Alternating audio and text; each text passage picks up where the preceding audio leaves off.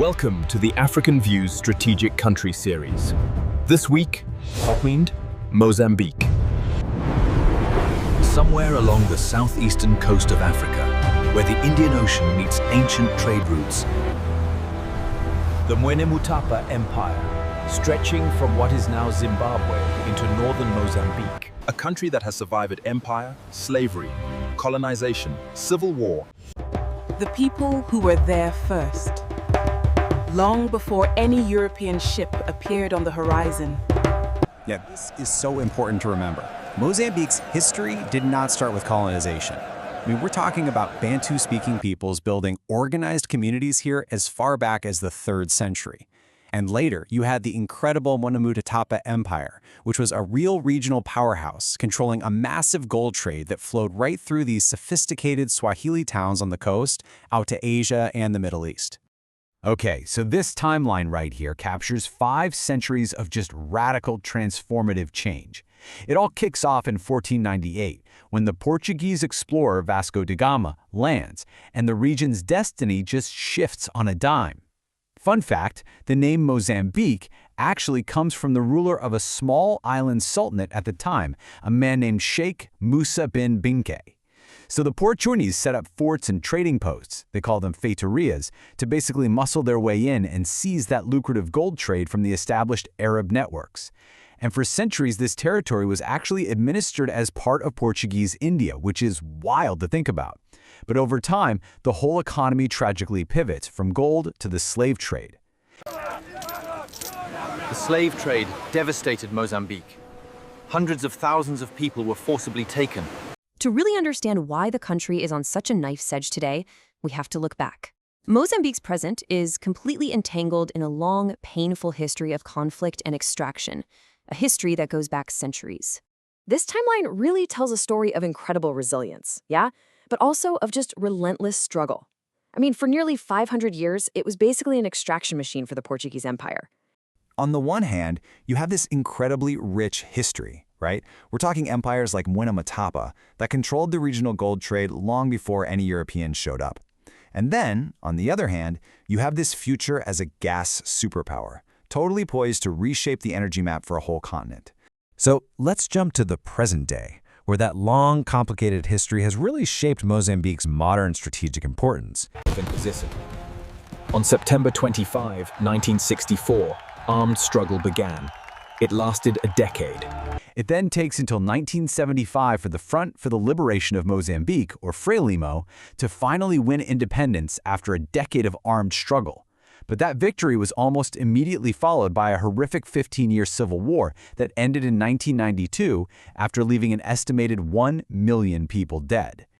You know, after the Civil War, as the country started to pick up the pieces and rebuild, its unique geography became one of its absolute greatest assets. I mean, just look at this map for a second. We're talking about a massive 2,500-kilometer coastline on the Indian Ocean, which is a crucial global shipping lane. And on top of that, it shares a border with 6 other nations. This geography isn't just a random fact. It is the absolute key to understanding its vital role in the entire region. Exactly. For its landlocked neighbors, Mozambique is the gateway to the world. It's not an exaggeration. Its ports, we're talking Maputo, Beira, and Nacala, are basically the economic lungs for Zimbabwe, Zambia, and Malawi. They're their main connection to global trade. So what that means is Mozambique's stability isn't just some domestic issue. It's a regional necessity. Why Mozambique matters to the whole continent. Here is what the world is only beginning to understand. Consider its geography. It has one of the longest coastlines on the continent, over 2,500 kilometers facing the Indian Ocean. For landlocked nations like Zimbabwe, Zambia, and Malawi, Mozambique is the gateway to the world. For the longest time, this nation on the southeastern coast of Africa, right where the Indian Ocean meets these ancient trade routes, it's been pretty much overlooked. Forgotten, you could say. But that is all changing, and it's changing fast. So, that leads us to the big question, right? Why has Mozambique suddenly become so important, so indispensable? What is it about this country that makes it such a critical piece of the global puzzle right now? Let's dive in.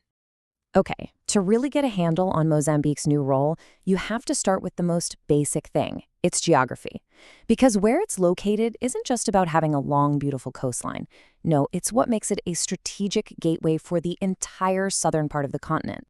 Now, take a look at this, because this is where it all clicks. You've got 6 neighbors, and get this, 3 of them are completely landlocked. For countries like Zimbabwe, Zambia, and Malawi, Mozambique's ports aren't just convenient. They are absolute economic lifelines to the rest of the world. Then there's that massive coastline overlooking the Mozambique Channel, a major choke point for global shipping. And to top it all off, the Cahora Bassa Dam is already pumping vital electricity to its neighbors. It is, in every sense, a regional powerhouse. And this brings us right to the incredibly complex, high-stakes reality of today. Deep under the seabed, in a place called the Rovuma Basin, explorers hit the jackpot, one of the largest natural gas discoveries of the 21st century. We're talking, get this, over $60 billion in projected revenue. This kind of find could single-handedly transform the country from one of Africa's poorest into one of its most promising. This incredible wealth, this resource that could change a nation's destiny, it happens to be located in the country's most volatile and dangerous region, the northern province of Cabo Delgado. This right here is the heart of the paradox. Okay, so now let's pivot and talk about the prize itself. The reason the entire world's attention is turning to this stretch of the Indian Ocean. The absolutely staggering natural gas discoveries in the Rovuma Basin. First, let's just let this number sink in. The projected government revenue from this gas is over $60 billion. I mean, this isn't just a windfall. This is a completely nation-transforming amount of money. And if you want some perspective on that number, just look at this one project. The French energy giant Total Energies is investing $20 billion. Let me say that again, $20 billion. That is the single largest foreign direct investment in the entire history of sub-Saharan Africa. And they are not alone, not by a long shot. The American energy giant ExxonMobil is planning its own $30 billion project right next door. These numbers are so big, they're almost hard to wrap your head around. So what you have is basically the heavyweights of global energy all placing these massive bets on Mozambique's future. You've got French, American, and Italian companies all on the ground, and the U.S. government has backed this with billions in financing.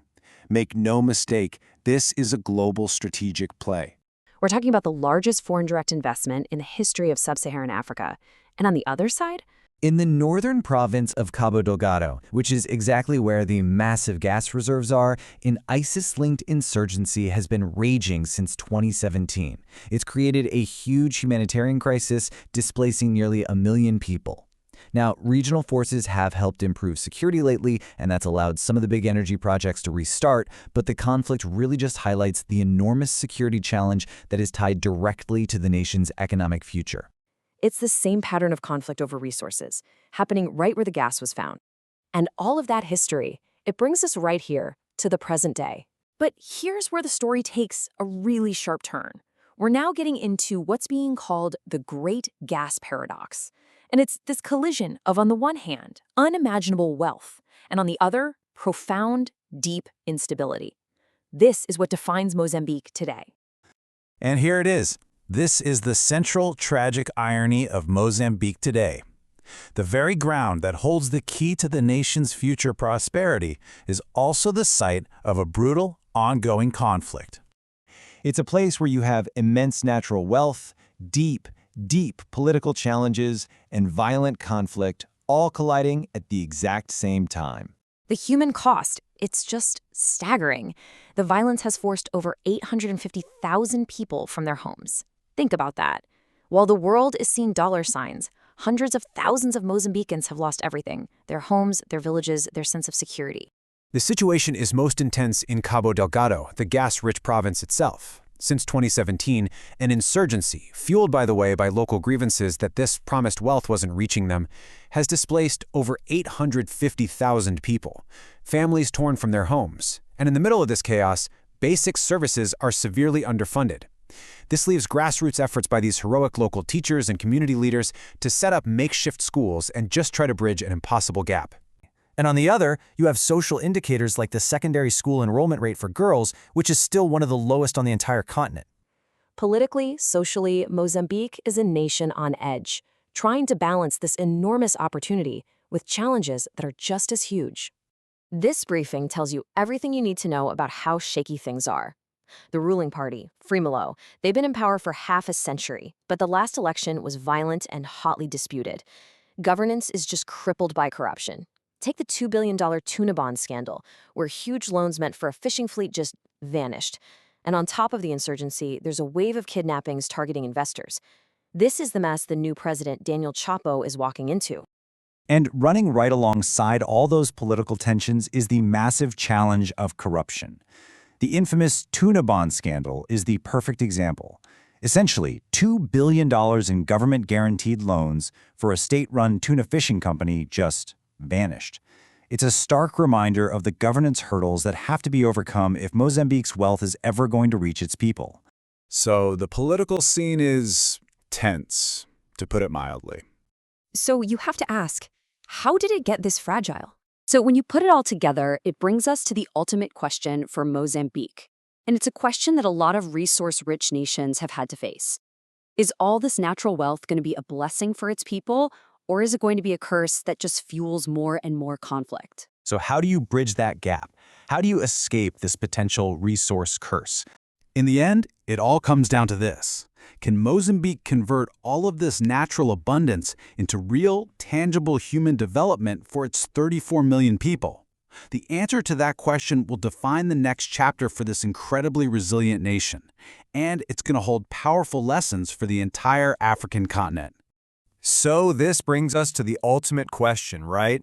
The one that really defines not just Mozambique's future, but the story of so many resource-rich nations across the continent. Will this unbelievable wealth be a blessing for its people, or is it going to become a curse?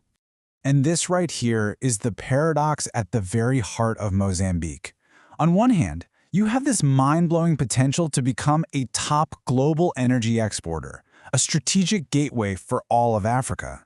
And on the other hand, you have the current reality, a nation that's still struggling with extreme poverty, incredibly fragile politics, and just devastating social challenges. And the stakes, they honestly could not be higher. This isn't just about Mozambique. If they get this right, it means a stable energy supply for the whole region, a new major player on the global energy market, and maybe, just maybe, a blueprint for how African nations can manage this kind of wealth. But really, what it's all about is the chance to lift 34 million people out of poverty. Everything is on the line.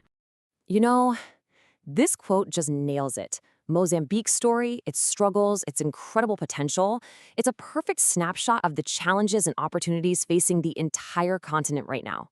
So we're left with the one question that will decide everything for Mozambique, and probably for a lot of other countries just like it. Who controls the resources?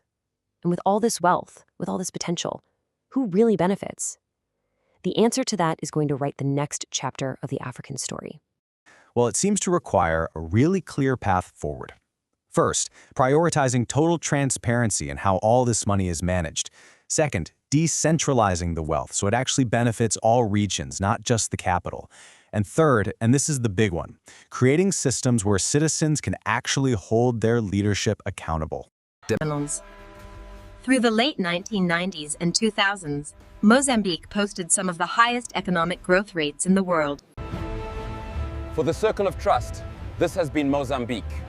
The question for our discussion this week. The questions Mozambique forces us to ask are the same questions that define the African story in the 21st century. What this means for us. So, what do we make of Mozambique?